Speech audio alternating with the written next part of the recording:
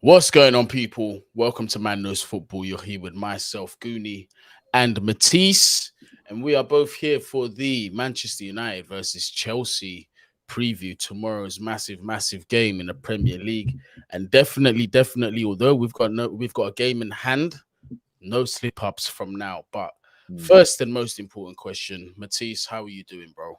Not too bad. Hay fever's kicking my ass. It's long. Do you know what I'm saying? I'm telling you, spring is here, fam. It's not. I wish it was winter right now. It's spring. This is some deadly season. It's moving mad, but so is Chelsea right now as well. So it's all in unison. The hay fever thing for me is crazy because I get it when I'm in England, but over here I don't get it. It's just mad. It's crazy. Pick up New York for showing mercy on my hay fever. That is much appreciated still. But yeah, Matisse, tomorrow, Old Trafford, Manchester United have been on the poorest form I've remembered them in a long time. Clearly the worst Manchester United team in recent history. Everything is written in the stars for Chelsea to be winning tomorrow and getting the 3 points.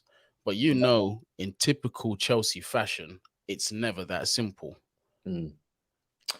Bro, we have a terrible record up there. A terrible record up there. And I'm just like, for me personally, I'm worried, man, because I can smell some BS, bro. You know when you could just tell that it looks too easy on paper. Because again, that's exactly what the Arsenal game looked like. 3 defeats in a row.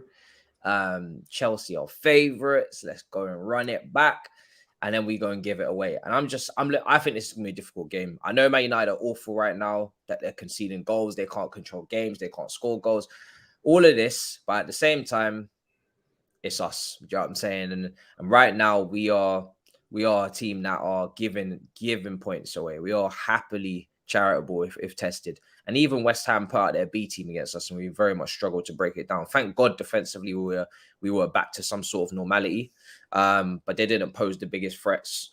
We had a bit of balance in the team again, which was good. But Man United away, we haven't won there since 2013. People are saying.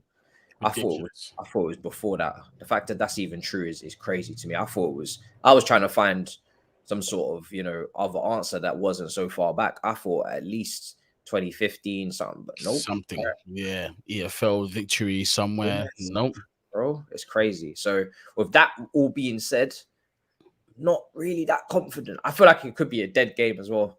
The last game nearly bored the crap out of me. Like I was on my last limbs watching that West Ham game at home. Luckily, the F1 was on at the same time. Otherwise, it would have been even worse. Bro, I had to sit and do a watch along for that crap, and it was the hardest watch along that I've had to do in my life. It was not do Newcastle at home. I don't think I did. Did I do Newcastle? Nah, I did. No, wait, I did. Is that with the Kai Havertz goal, right? Yeah, I think I did do that. Watching some stinkers, bro. Especially at home. Like when we've got a home game now, and I know the team's gonna sit back, I'm kind of dreading it because I'm just like, rah, we're really gonna stink up the place today. Listen, they got players missing, but so did Arsenal. Doesn't matter. Yeah, Arsenal had players missing. Arsenal had no Tierney, no Tomiyasu, no Partey, no Lacazette, no nothing, bro. And we still managed to make it a madness. And obviously, I don't expect us to get slapped up, of course, but I still don't expect us to come and wreck them up like a Liverpool City, which is what we should be doing. Look at those players missing, and then look at the madness taking place at their football club. We should be going there and slapping them for free. We should be giving them the 5-6 nils. I don't know if we're going to do that. No, that's the problem. And look how many injuries. If this is true, no Pogba, no Fred, no Cavani, no Luke Shaw, no Maguire. Not really much of a miss. Probably more of a blow to Chelsea than anything. And no Jadon Sancho tomorrow. Look, for me, it's just like you said. Even just seeing that, I'm still not sure, bruv. Because look, you've still got. Football's never a one-man team, but you still got that one threat up top, which is Cristiano Ronaldo. He doesn't need as many chances our forwards do to take chances. Yeah. And that is always a concern, no matter what kind of form Manchester United are in. When Ronaldo has his day, he can pull it back for United. He can get 3 points on his own, or he can, bring United up from the mud and get a point at least. So there's always that threat. And my other concern is that Rudiger not being involved is we lose a huge amount of physicality in that defensive position. Obviously, I trust Thiago Silva. Yeah. But I still think Rudiger is going to be a massive, massive blow. And we know that Manchester United are very, very pacey on those wings as well. So, yeah, it's going to be a tough one, because this could be a case of, well, if the manager's smart enough, he might look at it and say, you know what, we ain't got our main players, but speed kills. And on Chelsea's wing backs at the minute with Marcus Alonso, and not having Rudiger in behind him to, sort of cover up that space in behind, they might see some kind of opportunities there to be snatching goals. And Chelsea, if we don't start strong, you know how that can go. And once we concede, sometimes the capitulation is instantaneous. It's 1 goal, 2 goals, 3 goals, and then before we know it, we're out of sight, we're out of the game, and it just becomes an absolute embarrassment. But saying that, listen, let's get the worst of it over. Let's try and look to some kind of positivity, because really what matters tomorrow is the 3 points. It's a similar situation to West Ham. As shit as that game was, I was just like, you know what? We've got 3 points. I am not looking back. Let's just look to the next game. Hopefully we make it to the end of the season with no surprises. That's where my mentality is at right now. But just looking at United with those injuries, how can we take advantage of that, do you think, tomorrow? I mean, Man United are not very good on the ball, especially with Pogba being out as well. I don't really see any control in that midfield. So Jorginho, Kante, and maybe Mason in the 10, or whoever it may be, maybe Ruben Loftus-Cheek at wing back again. Them 4 should be able to come together and outnumber that Man United midfield and dominate. I don't expect to see them, bopping us about at all. We should be dominating possession tomorrow. With those 4 players that I just named, James isn't probably not going to be ready. Rudiger looks like he's back in training. Those 4, Ruben Loftus-Cheek as the wing back, tucking in and becoming that 8, third man in midfield. Mason Mount in that 10, maybe behind the 2 strikers. We should be dominating. So that's the first thing there. I just expect to see a lot of control. Obviously, we need to watch Ronaldo, because he's the saving grace at the moment. But outside of that, they don't have anything else. They don't have nothing else. It's like Real Madrid with Benzema. You just got to watch Benzema. And at least Real Madrid have Vinny. Yeah, exactly. Nothing. They don't have nothing outside Ronaldo. Bruno at this point is just a lost puppy. That brother don't even know what's going on. He don't know his right from it. Yeah, his confidence is shot to pieces. I'm going to put it on the level like Lukaku's confidence right now. I would say it's worse, because at least Lukaku came on and impacted against West Ham. Bruno's out here missing penalties now. Like, regular as well. Yeah, he can't do nothing, bro. Like, he's on a madness. We should be, again, he's another one that we should not be letting him do nothing on that football pitch. Elanga, Rashford, any of these guys, bro, they're not it. They're not the guy. So I don't want to see no strippiness, because at the end of the day, it's literally just Ronaldo or bust for them. And then defensively, they're awful as well. Maguire's apparently meant to be coming back into this team. We know he's no good. Varane was shocking against Arsenal. It doesn't matter. Varane, It doesn't matter who they play in defense. Their defense is making errors. Only thing I have to say is our defense is making errors as well. So as much as I talk about their defense making errors, we need to stop the individual errors and mistakes, because and these are the games where we seem to make the most individual errors. The games against the quote unquote bigger teams. We had individual error against Real Madrid twice, individual error against Arsenal several times. We had an individual error against Manchester United. Remember the halfway line flipping debacle? Was it Jorginho or Kante that time? Kante was. I was thinking of Kante Arsenal with Martinelli. Where different times. Jorginho was one with Zuma, but it was basically Jorginho's pass. Smith Rowe scored, and then Kante had Martinelli. Yeah, so that's what seems to be killing us. And if it's not one of our defenders making a stupid mistake, it's Mendy. The confidence when he's playing out of the box. Sometimes I just get nervous anytime he's got the ball at his feet and I see a player charging him down. I just get a bit nervous. So um tomorrow, honestly, Matisse, you know what? Yeah. Really looking at the level that Manchester United are at, because quite rightly, like you said, they look like they don't know how to play football, even with your Pogbas and that on the pitch. You even saw Jadon Sancho against Arsenal. I think when they went up and Cristiano, because the camera zoomed in on Cristiano and Jadon speaking, and you could just see Jadon was saying something like, "Yo, these men are shit. These men are fucking shit. What the fuck are we doing here?" Because they look like the only two that really want to get something out of this. Jadon obviously is still sort of semi-fresh off his move. Do you know what I mean? Still got a spring in his step, regardless of how United are doing. I don't care what no one says. When you're pocketing 350k a week, you're gonna be happy for a very, very long time.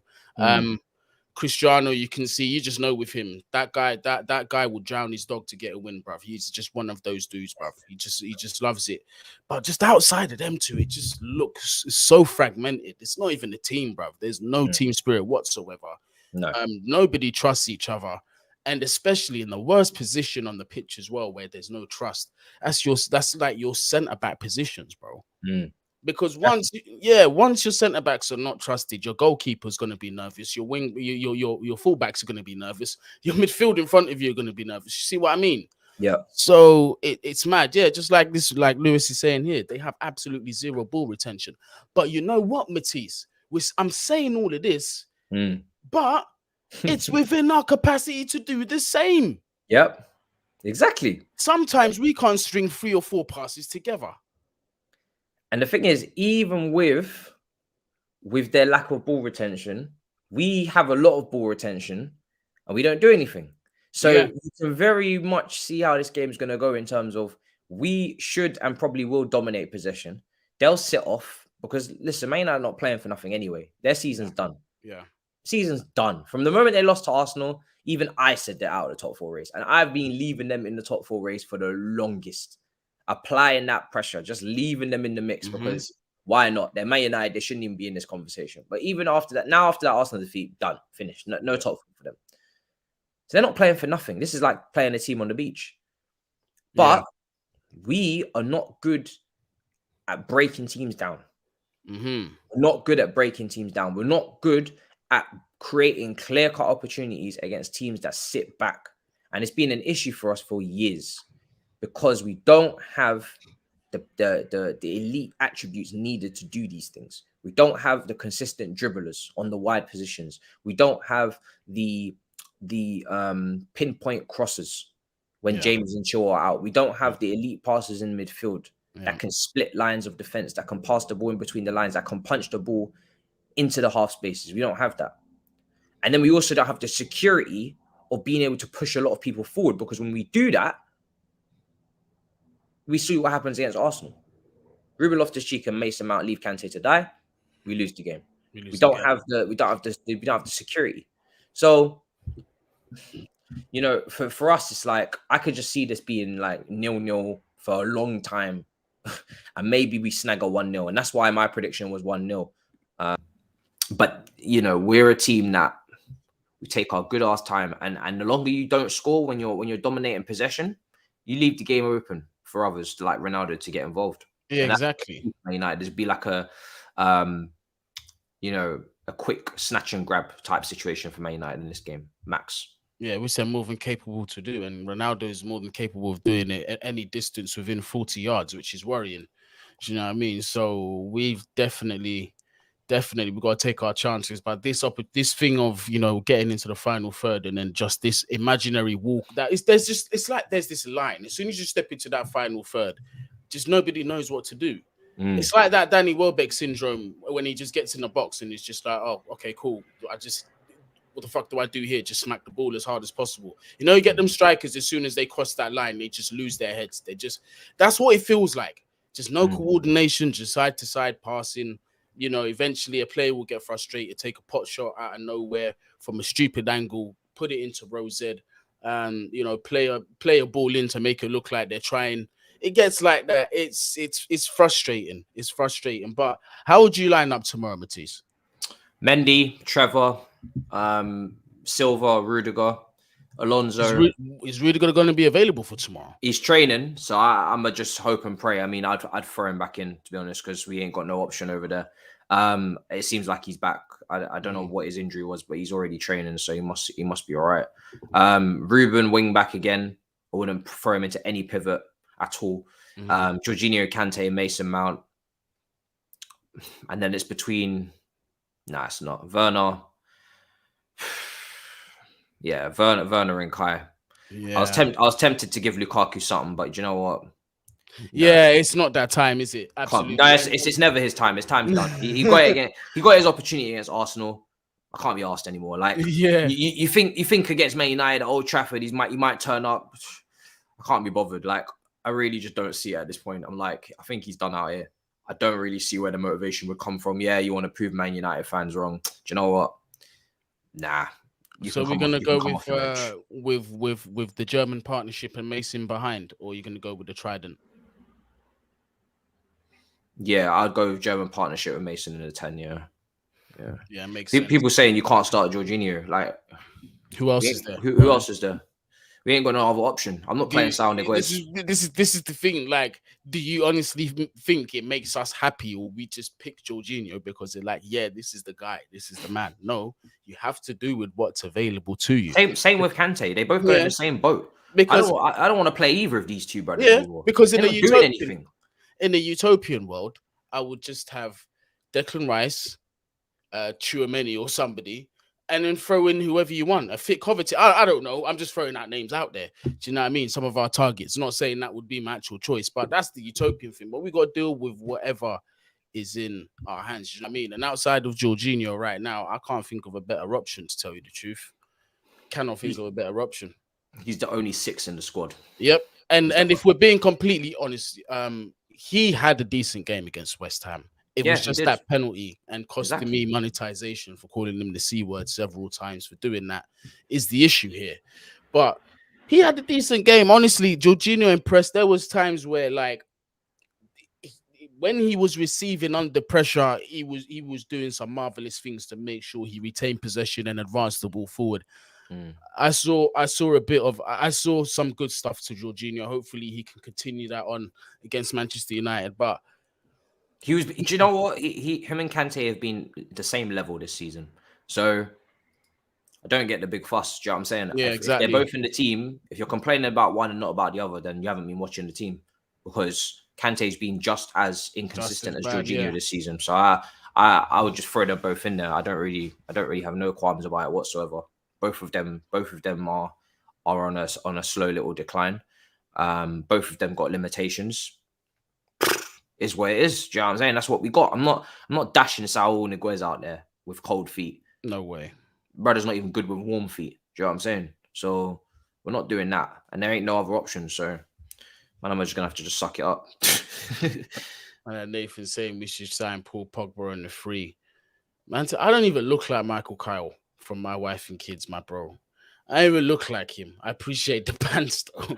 Said Michael Kyle. Just bare ball jokes flying around. I'm never safe. But I've seen bare people call for Pogba. Let's sign Pogba. Let's sign Pogba. Let's sign priorities. I should actually get a t-shirt saying let's sign priorities for the new owners when they come in and they say, what are the Chelsea fan base thinking? Not that Guni is the be all and end all of all what Chelsea fans say, but hopefully out of the one of millions of Chelsea fans, they'll see just sign what we need, please, because we're at a stage where I'm tired of having to wait another 2 years, 3 years. Oh yeah, we're rebuilding. No, get the process done. Don't fuck it up like the other regime did, and let's start actually challenging for titles, because we're so close. But we're coming to a point now where we won't challenge next year. No, we won't, because we've regressed because of our lack of building. We've just lost Rudiger on the free, Christensen on the free. That's going to set us back. Those are two solid starters in this season, and part of that Champions League winning team that was actually competing. So to replace that, whoever's going to come and step in and replace those two players, there's obviously no guarantees they're going to hit the ground running. But obviously, we'll wait and see. We're going to come on to some of the transfer targets later on, obviously Mahrez being the main one. But before we get onto that, there's one issue that we must face before we can even think about any transfers. And that is the situation with the Chelsea ownership. Now, it feels like this saga has gone on forever. We've been given deadlines of like 2 weeks ago for this to be sorted out. Yet here we still are. Transfer window is looming closer and closer. For me, it would be absolutely unfathomable to think that the club still has no ownership the day that the transfer window opens. We currently, as it is, are massively set back because our hands are tied. Our rivals are getting an extra step forward and taking advantage of the fact that we are not in the market.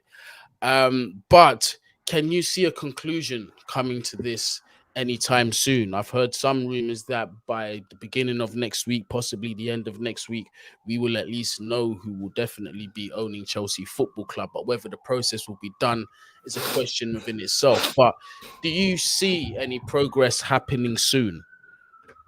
No, I think late May. That's what they said. Late May. So we're going to have to wait. We're going to have to wait. This is going to be a process that takes as much time as they can possibly make it take, because they want to make sure that everything is perfect. They want to make sure every single little detail is perfect. This is the changing of a football club. Yeah. This is multi-billion-pound deal. Ain't nobody thinking about, oh, Chelsea's transfer window when they're conducting business of this magnitude. Ain't nobody thinking about the summer transfer window and making sure we have time to bring in Chouameni and Koundé. This is not 50, 60 million pounds. This is a whole ass ownership change that if they get wrong as a group, we will clock very quickly. So I'm not even angry that it's taking long. I just hope they come to the correct decision at the end of it, to be honest. Facts. At this point, I'm just like, you know what? Whatever, innit? Cool. Yeah. As long as the Ricketts are not involved at this stage, whoever's been selected or has been selected to pitch their final pitch or whatever they're saying in the papers, man. It's always the final pitch. It's always the final something. This time... I want Todd Boehly, innit? I want Todd Boehly. Yeah, that's what it's looking like. As long as that gets done, I'm cool. And if we have to, listen, our transfer window, we already know where it is, innit? We know who we need. Business don't start until the 1st of July. Yeah, we can't officially buy anyone, but we can sure as hell look for players and scout. Not that our scouts are very good, but we can scout and we can look for players. We know what positions we need. Mm-hmm. So there's nothing stopping us from when the deal is done in late May to be, all right, cool. In you come, lads. This is this, and this is what we're looking at. These are the positions. Yeah. Let's go. Do you know what I'm saying? Yeah. So for me, late May is when the season ends anyway.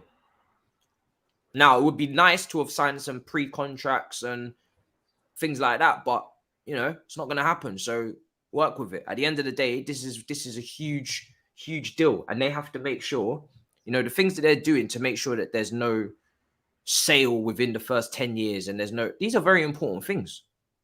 These are very important things to include in these contracts or to include in these bids, because if these new owners come in and then they now they sell us in 4 years, what now?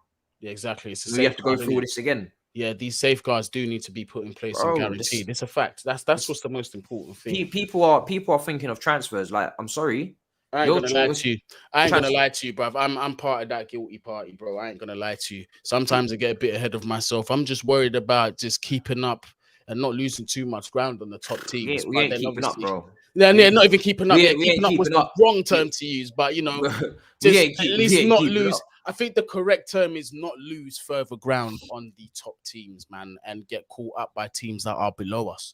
Next season, the position we're in now is as high as we can go. Third. Literally. But here's my thing is I wouldn't mind a third place finish next season, considering everything that's happened. I actually wouldn't. I'd understand it. I wouldn't even expect to compete in the Champions League next season. To be completely honest with you, we can't. For me, our best is just domestic cups for next season. What I want to see is an overhaul. Mm-hmm. That's what I want to see. I want to see some change in this team, in the key positions, top to bottom. If that comes, I'm happy. Then at least I know. Then I know, like I said months ago, even before this ownership said 23, 24. That's the season where I'm looking at. Not next season. the season after, because that's when Barkley's contracts run out next season. Alonso's contract runs out next season. Kante and Jorginho's contract runs out next season. I want to see what kind of squad we've got for 23-24. Next season right now is literally just about cleansing the squad and getting key players in key positions and letting them come to the Premier League or come to Chelsea, adapt, and turn this team around and get this team balanced and get this team playing football and creating clear-cut opportunities. And then once that's in place for that next season, then you add a couple cherries on top, hopefully, and then 23-24 we go.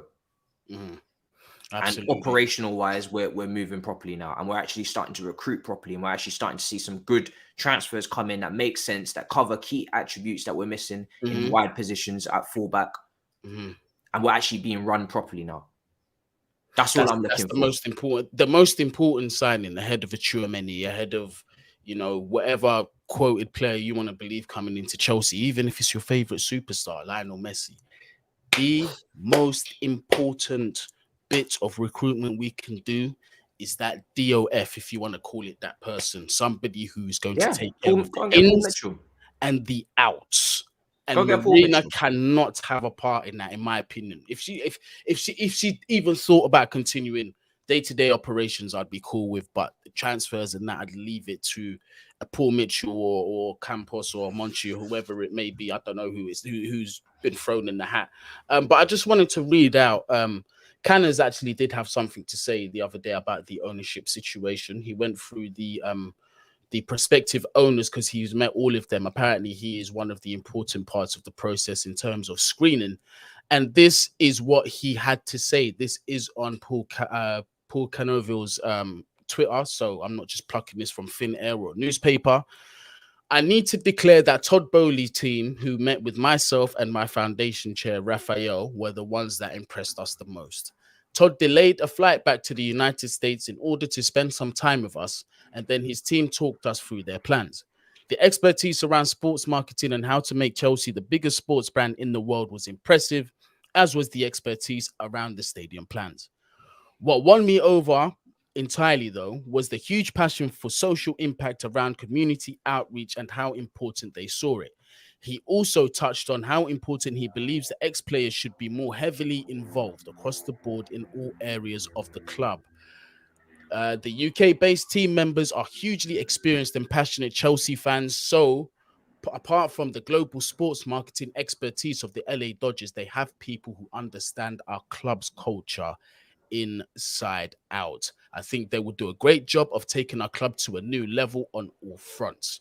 So that's what he has had to say about. Oh, and this last bit. So he concludes to say, Todd Boehly Consortium is my favorite new owner. Nothing against any of the others who all have strengths, but this is by far the best fit for Chelsea and our fans in my view. He also said this, though, which rubbed a couple of people up the wrong way. One thing I would ask them to consider, if successful, would be that they reach out to Laura Ricketts and get that conversation in with the Obama Foundation. That's the kind of partnership collaboration the club should be looking towards with diversity and inclusion programs to develop the club's outreach globally. So that's what Paul Canoville has had to say about it. Surely his clear backing of Todd Boehly being favourites might, have some kind of impact in the final decision. But I mean, just going down to some of the things that he said there, one thing I didn't know was that there were actually members in that consortium, British-based members that are actually Chelsea supporters. Yeah, that's really what surprised me the most. And when we're talking about like the community outreach and things like that, why I believe Todd Boehly is because you just have to go over to LA and look at what he's done in and around that area as well in terms of community work. I read something about that a few weeks ago, and he seems again, I never trust anybody fully just from their word. Actions always speak louder. But to me, it seems genuine. And it seems like, there's a natural plan and the respectful nature in which he's gone about this takeover. Because remember, when we was first reading about the Saudi media group and that, it was his name that was always there. And it was always said that he was ready, that consortium was ready to go.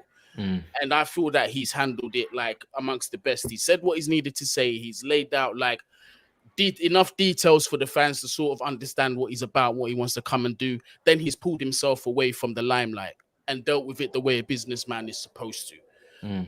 But in terms of the Boehly consortium coming in, what sort of ownership structure do you think we're going to see, or do you reckon any kind of guess is just speculation or shot in the dark at the minute?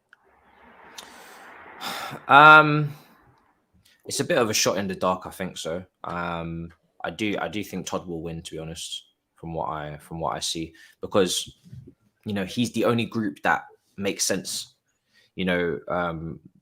The other brothers group is got Hamilton in it, Serena Williams in it. Yeah, it's just a fucking mess, bro. So respectfully, it's just a mess of a group. It's not serious. It's not a serious group of people. It's just way too much all over the shop. That was Paul's least favorite consortium as well. Yeah, I'm not a big fan of it. So yeah, for me, it's that's the only one that can win for me. That's the only one that can win. But we'll see. We'll see what happens, because at the end of the day, that decision will have to get made. They'll have to go through the Premier League and make sure that they're cleared there. And obviously, I think right now the Premier League are apparently doing some sort of unofficial checks on them as well. So we just have to just wait and see on all of that. But my biggest issue because I'm not bothered about the transfers, really. I have seen us linked to this centre back, this centre back, this centre back. Again, we'll see. I haven't watched this brother at Leipzig. My biggest issue with this taking, as long as it's taken, is that the sporting director. Are we going to get Paul Mitchell? Because apparently he's 2 out of the 3 bidders want Paul Mitchell. So if we don't get this done quickly enough, then sporting director Paul Mitchell could go to someone else, like Newcastle or Man United. Man United. That would be an L. If we don't get the sporting director that they want, that's when I'm like, that's a first step to madness. That's a bad first step. But there's others out there. I don't think there's others out there. There's others out there. But not every sporting director fits every manager as well, because or every league for that sense. Sporting directors, they know what they know in certain leagues and certain styles of play. They don't all fit every single team. So if they've selected Paul Mitchell, who obviously is English as well, if they've selected a certain sporting director, that's the one I want them to get. I want them to get their first choice sporting director, because that's the person they're going to be working alongside with from an operational standpoint. Not everybody's easy to work with. Not everybody, you know what I mean? So there's a lot that goes into it. So I hope they get Paul Mitchell. If that's the guy that Todd Boehly's consortium want, then I hope they get him. You can help me with this, because I've admitted several times on here that I'm not really too sure how Clearlake owning so much of the so much stakes, or whatever you want to call it, is going to affect the club. I don't know too much about Clearlake. I know something about I think it's public bonds or something, public. I don't know, hedge fund or something like that. But do you know what the people's concerns are around having a company like this, or in this consortium? I think they're concerned because it's such a large percentage, But to be honest, no matter who wins this bid, whoever has the large, ownership of the club in terms of percentage, I don't know what they're going to do. Yeah. I don't know if they're going to throw money in or not. Whether they're rich, whether they're not rich, whether they're this, they're that. We don't know what any rich person's intentions are with a lot of with money, in terms of, all we know is that there are safeguards being put in place by Rain Group to spend a certain amount of money. So that's what I'm looking at. So we don't know what anybody with a lot of money is going to do with that money when time comes. Do you know what I'm saying? When the time comes. All I know is that operational wise, we're going to be moving properly.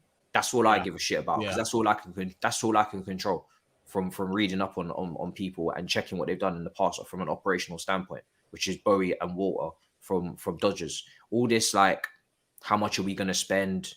Again, I don't even want us to spend a killing, because when we spend a lot of money, we tend to get it wrong anyway. Yeah, so, no, just be wise. So just use your brain. Do you know what I'm saying? Use scouts. Use good scouts, not fucking Scott McLachlan. So I don't really have any alarm bells ringing on that, because I don't know what anybody's going to do with their majority share from an ownership standpoint in terms of money. So I just have to just leave that with God. Yeah, Simple as that, fam. It's as simple as that. Yeah, 100%. We've just got to hope for the best. So since we've got about 10 minutes left, we'll just move on to the last topic. And again, I just wanted this one to be a fleeting one because I just want to emphasize to the people that are listening, transfers right now have been taken with a pinch of salt, unless they are previous targets for me that Chelsea have tried to attain. And in this situation, Jules Koundé, I'm going to put a slight exception to him, but even still, a little asterisk on that one to say don't get too excited. Do you know what I mean? But Chelsea have been linked with a move to Manchester City's Riyad Mahrez, who is 31 years old, left-footed right winger, very, very flary player. For me, is one of the best wingers in the Prem. Doesn't get enough credit. Hasn't been used enough by Man City in his career. For me, I think he could have started a lot more games for them. But who am I to tell Pep Guardiola anything? Do you know what I mean? Pep Guardiola is Pep, and I'm Guni. Do you know what I mean? But still, for me, very, very good player. To some people, their concern is his age at 31 years old. Matisse, how would you feel if you heard Riyad Mahrez would be one of the signings coming through the door, as well as new owners? It's a tough one because he's a top player. He's a top player. He walks into our starting 11. He really does. My thing is like I said, I'm thinking about 23, 24. Next season, we're not winning the league. So my thing is with any signing that comes in, are they ready for 23, 24, 24, 25, 26, 27? If not, then it depends on the price. Because if we're getting him cheap, then cool. But I have a funny feeling that we're not. I have a funny feeling that Man City going to charge an arm and a leg.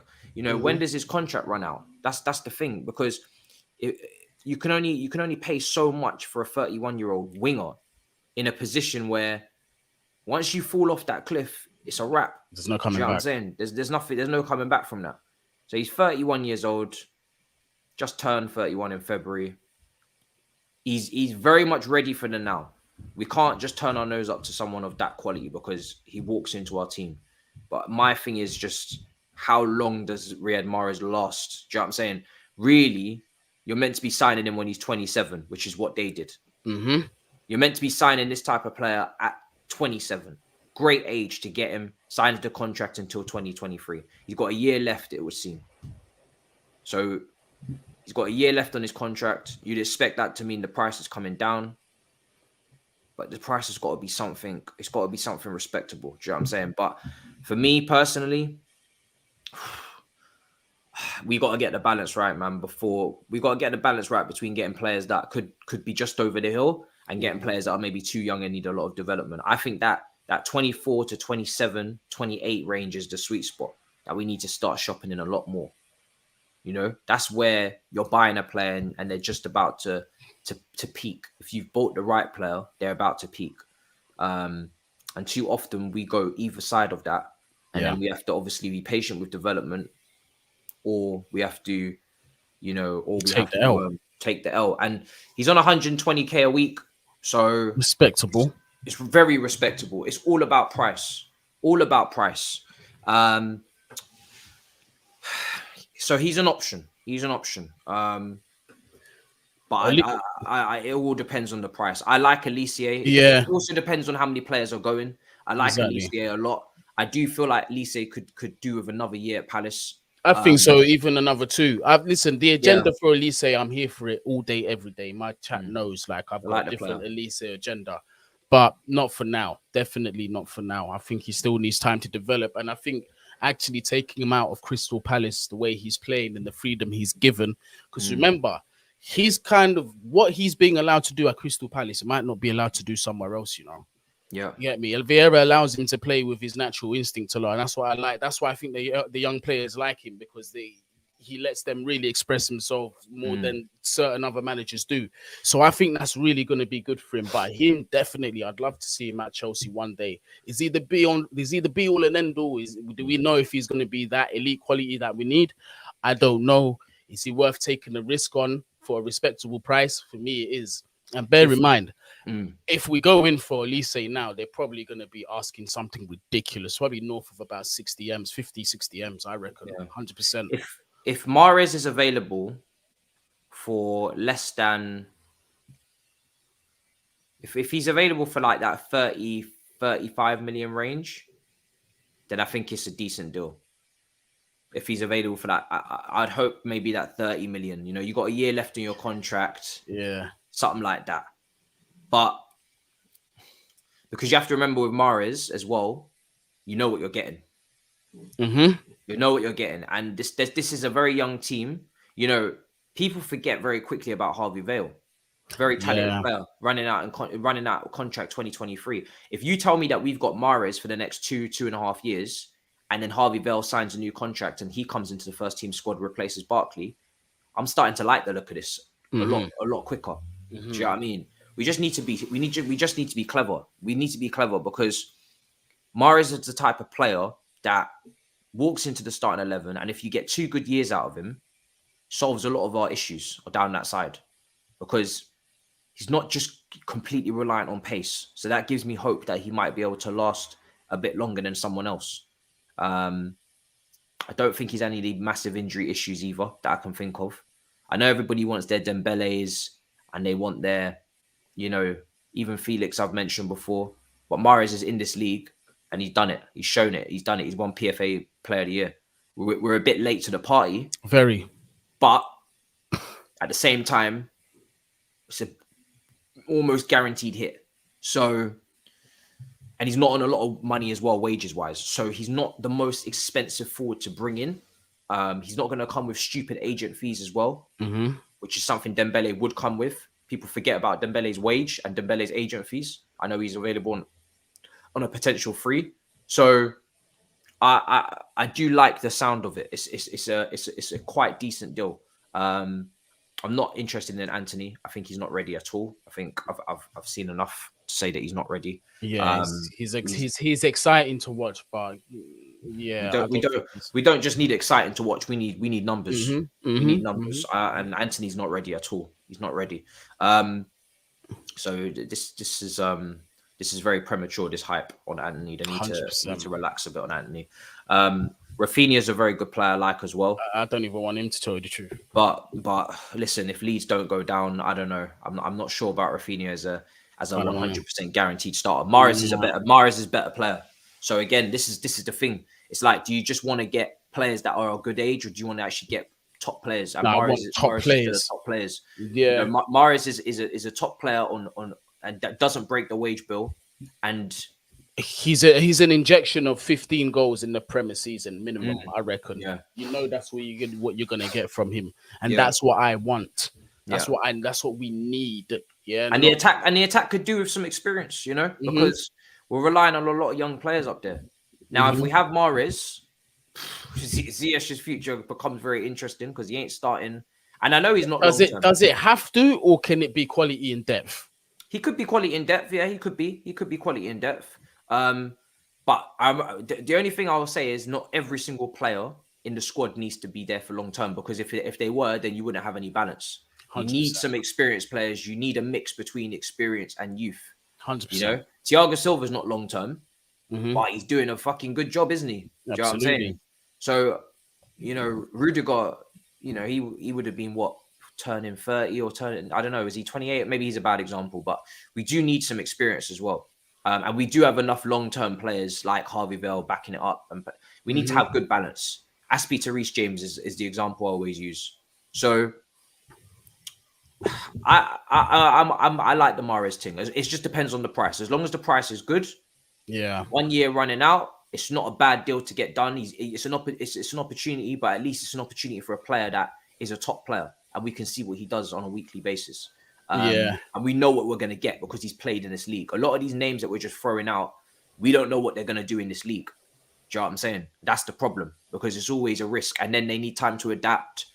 And we can't just bring in just everybody that needs to adapt. The reason why the Chilwell deal ended up being so great is that he just adapted so quickly to the Premier League because he's already here. Do you know what I mean?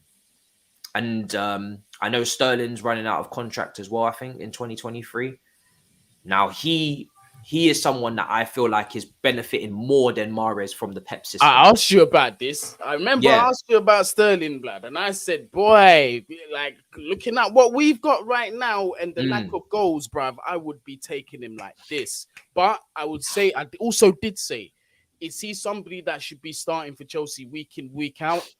To some might say yes. For me, I'd still say I still want a winger who's better than that. I like Sterling, you know, but Sterling's a dangerous brother because I don't know. See, Mahrez, I know his qualities. Yeah. I know Mahrez's qualities. I'm watching it. I'm seeing it. Whereas Sterling's a kind of player where he could be a bit of a false image. A little bit of a false. Listen, if we could get Marquinhos, I would have a fucking combustion.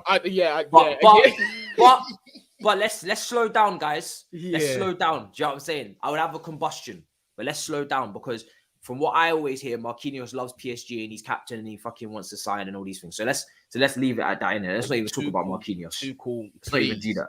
I feel like Sterling is thriving off of the system that Pep's created for him, whereas Mahrez, I feel like he is a player that you could take out of Pep's system as an individual and put someone else somewhere else, and he's still going to do the business because he's a baller. Do you know what I'm saying? Sterling doesn't give me that vibe. He gives me the vibe of someone who's doing a great job in a role that he's been given, and he scores his goals from coming in the back post and all these things, but he's not going to do something in another system guaranteed. So I would prefer Mahrez over Sterling personally. Because you're not going to get both anyway. Let's just keep it a buck. We ain't going to go to Man City, roll up on two of their wingers and take them both. It ain't going to happen. So if you're telling me to pick between Sterling and Mahrez, I'm taking Mahrez. 100%. I'm taking Mahrez. And then we sort out the left-hand side another time. So that's how I see it. But yeah, we just need to be very careful, man. If the fee is right, I don't really see City letting go of players to teams like us. Do you know what I mean? I don't really see that. So yeah, I believe it when I see it with these players. But I like Mahrez at a good price. If Mahrez is at a good price, I'll take him because I feel like he'll do good things for us in that attack. 100%. And just real quick, 5 minutes just before you go, a position that we actually do need to look at seriously is that defensive midfield slot. Now, the true many rumors of recent have been, he's going to Real Madrid. Liverpool have stepped in and entered the race now with several teams that are speaking to his agent, which is normal. Apparently, the favourites still are Real Madrid. But there's Declan Rice, and I'm going to throw in one wild card that hasn't been mentioned, and his contract is running out, I believe, in the summer. And that is Franck Kessié. Oh, okay. I think it's either running out or he's got a year left on the contract. So Franck Kessié. Now, obviously, everyone knows for me, Tchouaméni is my number one choice in terms of that player. I just love him. But Declan Rice coming to Chelsea Football Club, I'd love for that to happen. Now, West Ham obviously are saying nobody's getting him for less than 150 M's. Obviously, I think they're bluffing. I think eventually, if he is sold, it'll probably be 80 M's if he is sold. Declan Rice. I don't see him going for more than 100, 120 million. I just don't see it happening. And the fact that what's not helping him is the fact that, what's not helping West Ham is the fact that he's come out several times and said he don't want to sign a new contract, which could eventually be a bit, counterproductive for West Ham. But in terms of those three options, obviously there's Boubacar Kamara as well that has been mentioned quite a bit. Apparently Kessié is Barca bound, so we'll throw him out of the equation. But just out of those three options, Tchouaméni, Rice, Boubacar Kamara, even Bissouma as well. Which one can you see happening out of those four? Realistically, Kamara is the easiest one to get done because he's literally available for free. He plays centre back. He can play centre back. He can play DM. So he solves two kind of issues in one, and he's free. And I don't want Chelsea to get into a situation where they don't have a DM sorted because they're negotiating with West Ham the whole summer and don't get nothing done. I am going to be pissed if they do that. But would it hurt to have, let's say, we get the Boubacar Kamara done deal early and still go for Declan Rice because it's a free transfer on Boubacar and we still need another defensive mid anyway. That would, but that would now depend on outgoings, Jorginho, Kante, whether they're still here. If they're moved on in the summer, then the second one makes sense. Basuma's got an SA case, so he's not going to be looked at until that's wrapped up. Even though, I don't know what's going on there. But he's a great player. I've said it last summer. I think he's very underrated. But he's not a sitting midfielder. He would be more of a Kante replacement. Yeah, 100%. For me, Kante's replacement is kind of there in Gallagher as well. If we move to a midfield three, I don't want to see Gallagher in a pivot, much like Loftus-Cheek, much like Mason Mount. So if we do move to a midfield three, Kante's replacement is kind of in Gallagher with the energy, the counter press, the tackles, the interceptions, the defensive awareness, but then also the goals he's bringing to the team, which is an extra layer. Tchouameni's obviously the one I want. Obviously, Ampadu is an interesting one because he's another player that can play DM, but he can also play free at the back, in the centre back positions. He would be good squad depth. If you tell me that Ampadu's coming in here and he's going to be, a secondary option in some of these positions, I'd be quite happy with that. Way better than having someone like Sal Niguez or Malang Sarr in the depths of the squad. Way better. It's not even close. So I would like Ampadu to get his chance in pre-season for the backup role for this position, and then we sign one of these DMs to replace somebody as well in an ideal situation. Because like I said, when it comes down to Jorginho and Kante, they're simply not going to be doing it for me in 23-24. So you may as well just cash in on them now. Now, losing them both at the same time is very risky. And I've got the unpopular opinion that I think it's even more risky to lose Jorginho, who's the only 6 in the squad, than it is Kante, because we've got a lot of box-to-box midfielders. We have a lot of box-to-box midfielders, whereas we've only got 1 6. So I think it's more risky to lose Jorginho than Kante from a positional standpoint. But obviously, from a player standpoint, most people are going to go Kante because he's a better player. But I'm not worried about losing either of them. I can't lie to you. Neither am I. Really not. I'm really not worried about it. Life will move on.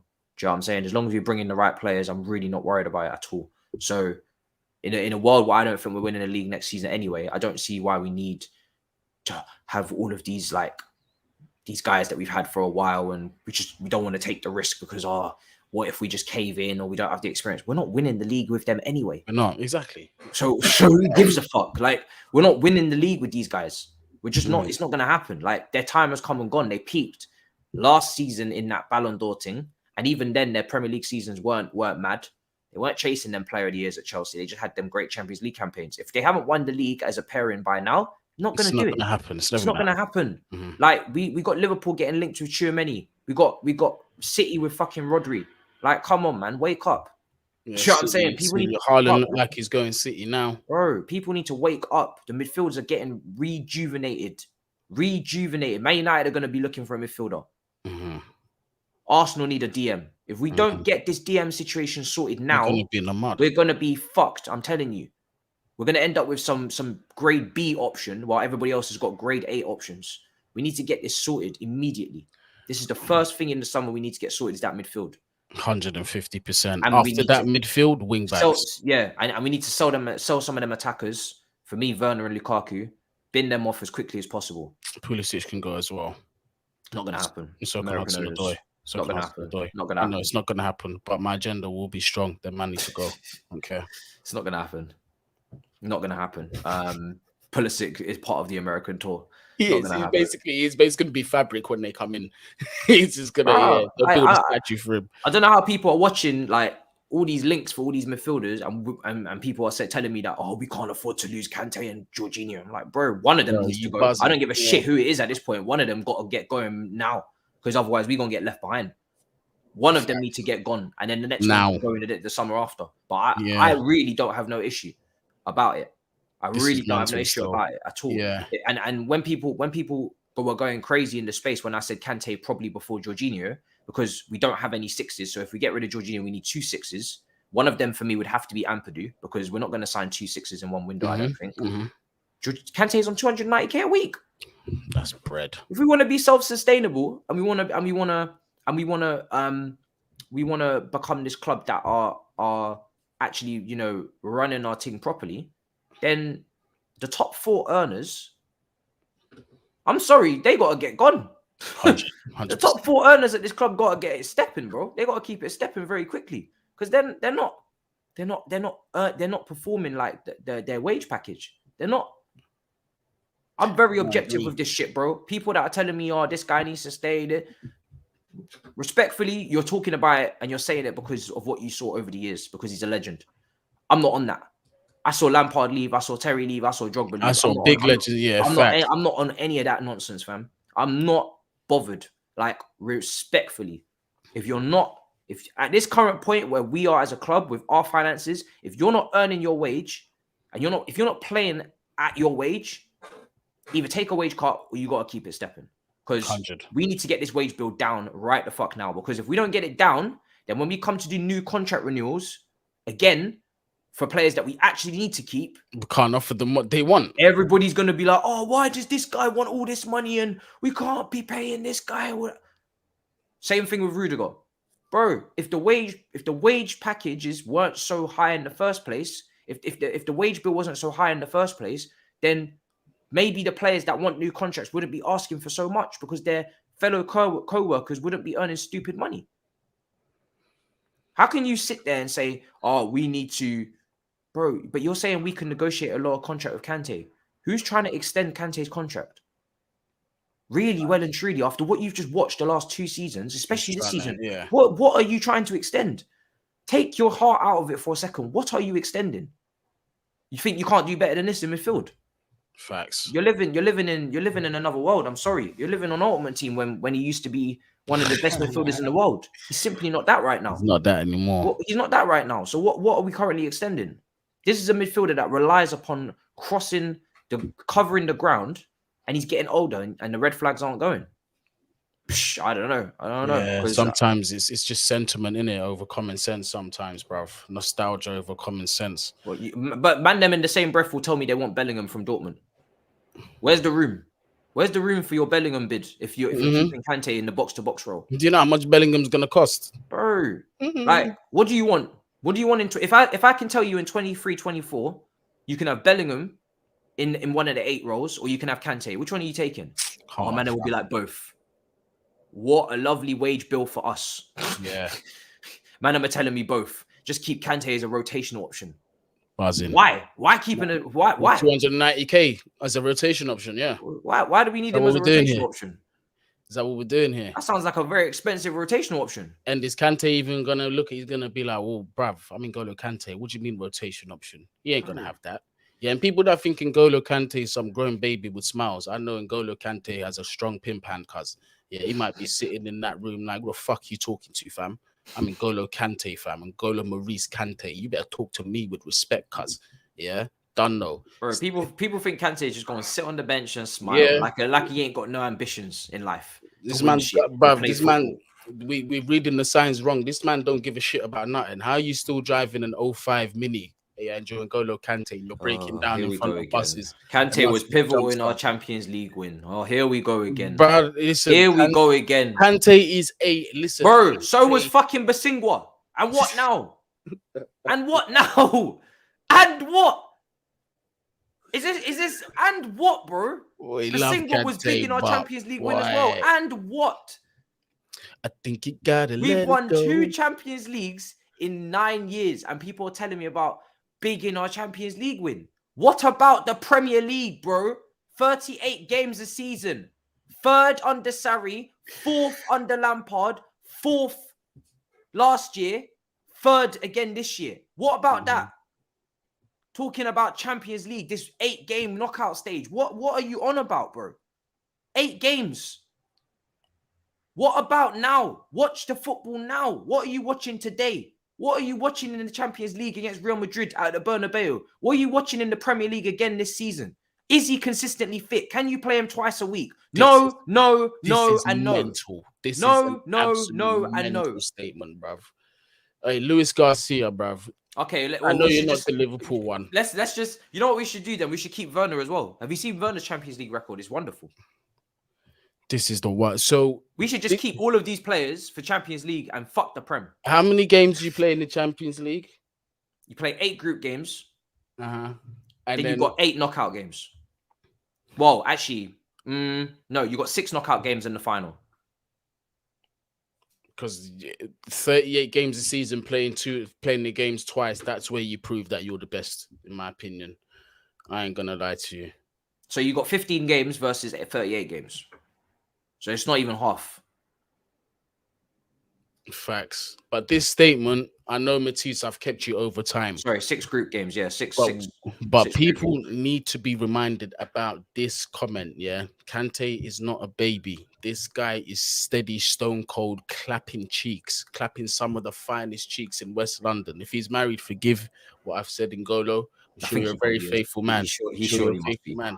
Yeah, if that's not what you're doing, I know that Pimpan remains strong. You don't fool me in Golo. You don't fool me in Golo Kante. But let the people them know what you've got coming up, Matisse.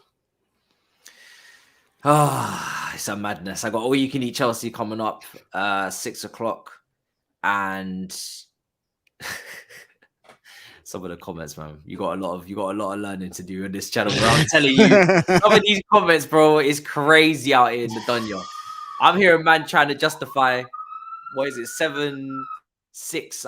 I'm hearing man trying to justify 13 games in the Champions League a season versus 38 games in the league. It's all mad. When you could just go and get a player that can perform in both competitions. But anyway, for me, all you can eat Chelsea, watch along for Liverpool Villarreal on Twitch. And yeah, that's it for me. That's it. Two more pieces of content coming up. So yeah, look out for that. Yeah, my bad. I was on mute, yeah, because of all the sirens going on. But on this channel, tomorrow we will be doing a watch along for Manchester United versus Chelsea. I don't think I've got anything else coming up today, possibly with Eunice. I haven't spoken to him yet, but there's a possibility I'll do a preview with him. But make sure that notification bell is switched on. Sometimes it decides to work, sometimes it doesn't. In case it don't, you can find us both on our social medias. All of the details are down there in the descriptions, all clickable links. I have made it easy for you. Make sure you smash up that like button and you also subscribe if you are new. We are still on that relentless road to 10K and we can make it happen. We are almost at 8K. In fact, help me get to 8K first. We can make that happen. Yeah, help us get to 8K first, and then from there, we'll see what happens. We'll continue the race, you get me? But to everyone that's watching, man, big up yourselves. Thank you to everyone that is contributing in the chat. You are massively appreciated. Yeah, man, so wherever you are, whatever you lot are doing, please make sure you do stay safe.